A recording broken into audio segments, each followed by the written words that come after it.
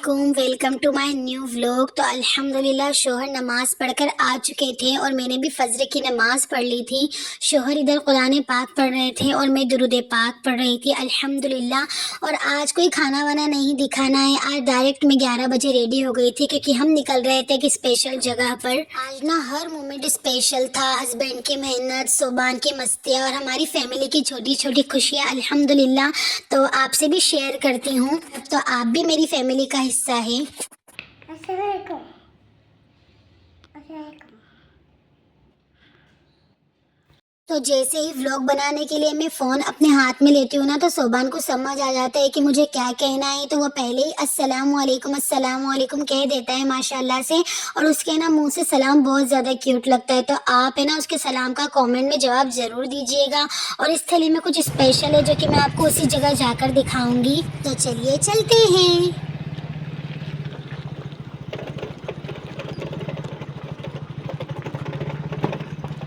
और ये जो रोड आपको दिखाई दे रहा है ना, ये हमारे गांव की शेर खामोशा यानी कि कब्रिस्तान है। तो फाइनली हम पहुंच चुके हैं हमारी जगह पर। तो हमें जहाँ जाना है ना, वहाँ जाने का रास्ता नहीं है, तो ट्रेन के इस पार ही हमें बाइक खड़ी करनी पड़ती है और फिर हम निकल जाते हैं पैदल पैदल।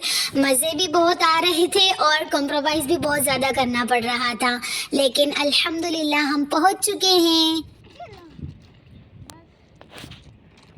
हमारे जो सरवरा है ना, जो हमें रास्ता दिखा रहे थे, वो सबसे आगे आगे हैं और उसके पीछे हमारे छोटे हजरत है और इन दोनों के पीछे मैं हूँ। और अल्हम्दुलिल्लाह मेरी बहन ने जूतियाँ मुझे गिफ्ट की थी जो मैं पहन कर आई थी।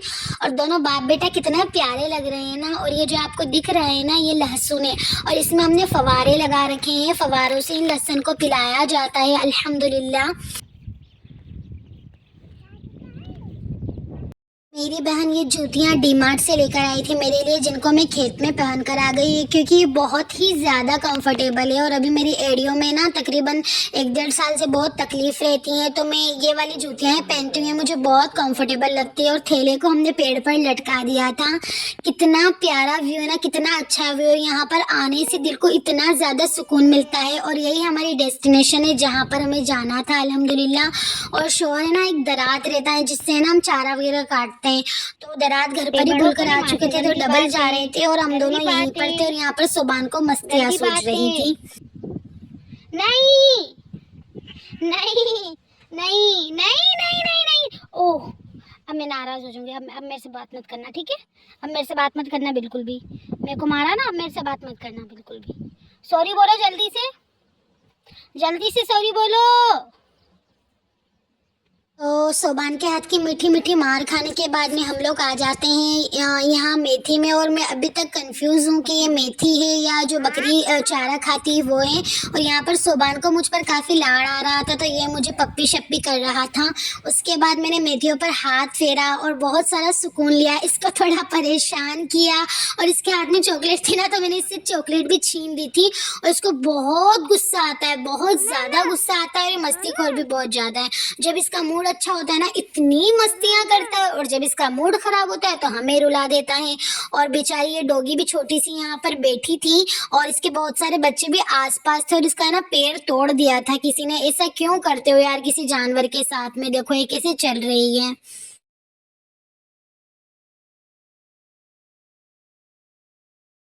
हम लोग इस प्यारे से नीम के पेड़ के नीचे आकर बैठ गए थे। और यहाँ पर सोबान क्या कह रहा है, मैं कुत्ती को हॉस्पिटल ले जाऊंगा इंशाल्लाह। इधर देखो।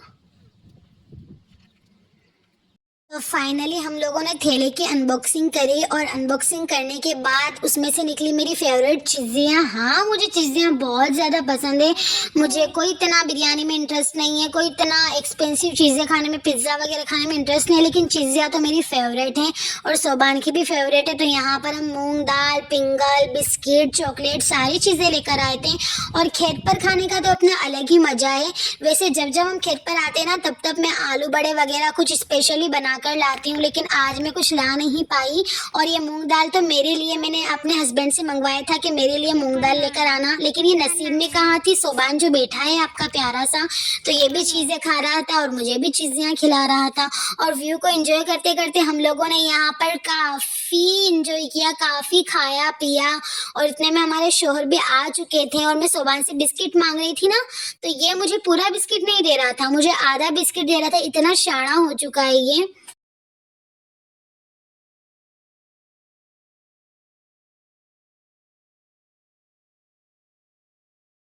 जैसे तो ऊपर से धूप आ रही थी और जैसे ही ठंडी ठंडी हवाएं चल रही थी। और ये बगुले जो आपको नजर आ रहे हैं ना, ये इस ट्रैक्टर के पीछे चल रहे हैं, क्योंकि अब खेतों में हकाया होने लग गई है। गेहूं की सीजन है, अब लोग गेहूं बाने लगेंगे, तो जब जमीन को खोदते हैं ना, तो इनमें से जो कीड़े निकलते हैं उनको ये बगुले खाते हैं। और खेती करना कोई मजाक नहीं है, आसान नहीं कि आप एसी की हवा में बैठकर खेती करो और आपको सब कुछ मिल जाए, ऐसा नहीं होता है।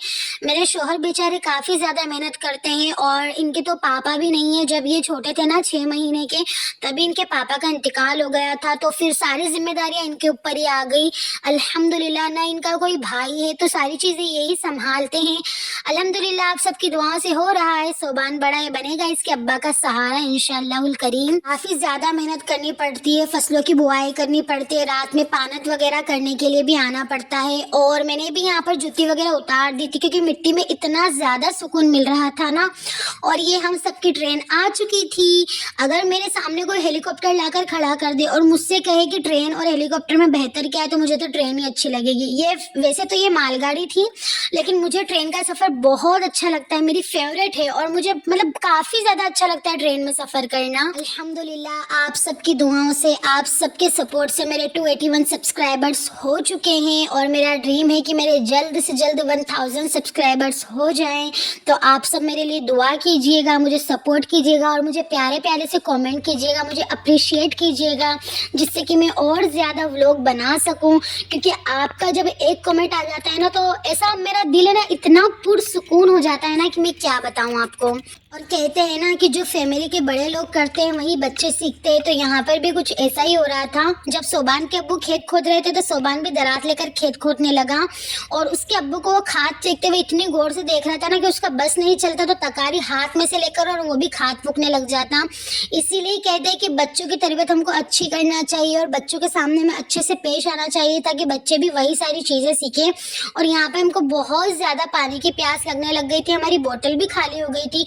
तो शोहर यहाँ पर पाइप जोड़ रहे थे और मोटर चला रहे थे, और कितना सुकून मिला ना ये चीज़ देखकर।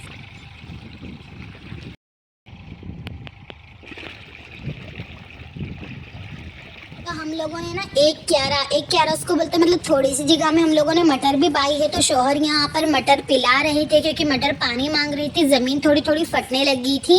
तो इन्होंने क्यारे में मोटर का पानी छोड़ दिया था। और ये देखकर इतना सुकून मिल रहा था ना, मेरा ऐसा मन कर रहा था कि मैं दोनों पैर है ना इस क्यारे के अंदर डालकर खड़ी हो जाऊँ। ऊपर से जैसे जैसे चिलचिलाती हुई धूप आ रही थी और हल्की हल्की ठंडी हवाएं चल रही थी। और जब ये मोटर चली ना, तो मज़ा ही आ गया था देखकर। और ये ना क्यारा फूट गया था, तो शोहर ने यहाँ पर कट्टे वगैरह लगा दिए थे, मिट्टी वगैरह लगाते थे, जिससे दूसरे क्यारे में पानी ना जाए। उसके बाद शोहर यहाँ पर लोटे में पानी भर रहे थे, क्योंकि हमें बहुत ही ज़्यादा प्यास लग रही थी। यहाँ पर सोबान के जूतों का हाल देखो आप, कितने ज़्यादा इसने मिट्टी में जूते कर लिए। लेकिन अब खेत में आए हैं तो ये सारी चीज़ें तो होंगी ही। तो अल्हम्दुलिल्लाह हमने बहुत इंजॉय किया, खाया पिया, तरह तरह के नज़ारे देखे। अब हम चलते हैं घर की ओर। तो जैसे ही घर की ओर निकले ना, ये भेड़ मिल गए और इनसे मेरी बचपन की यादें ताज़ा हो गई। जब मैं स्कूल से आती थी, भेड़ निकलते थे ना, तो मैं और मेरी फ्रेंड्स इनके बीच में जाकर खड़े हो जाते थे। और इतना मज़ा आता था ना, क्योंकि भेड़ मारते ही नहीं हैं। और इन भेड़ों के साथ 2 अंकल भी जा रहे थे, जो मेरे शोहर से बात वगैरह कर रहे थे और यहाँ पर ठहरने का पूछ रहे थे कि कोई खेत वगैरह खाली है, हमारे भेड़ों को रुकवाना है और इनको भेड़ों को पानी पिलाना था। तो हमारे खेत के पास में थोड़ी दूर खाल है, तो वहाँ पर ये भेड़ वगैरह पानी पी रहे थे। और जो पीछे आपको भेड़ लंगड़ी लंगड़ी दिख रही है ना, इनके पैर पक गए थे चल चल कर। तो ये अंकल यही बता रहे थे हमको कि इनके पैर पक गए, इसलिए पीछे पीछे चल रही है। और ये चीज़ें तो आपको इंडिया में ही देखने को मिलेगी, इतना सुकून भरा नज़ारा अल्हम्दुलिल्लाह। और अभी ये अंकल और ये भेड़ है ना, सब खाली में उतर रहे हैं पानी पीने के लिए। तो अब हम चलते हैं हमारे घर की तरफ। और यही वो फैक्ट्री है जिससे मेरे घर में बहुत ज़्यादा धुआं आता है और घर का जो बेड वगैरह सोफे वगैरह वो काले काले हो जाते हैं, तो हमको डेली क्लीन करना पड़ते हैं।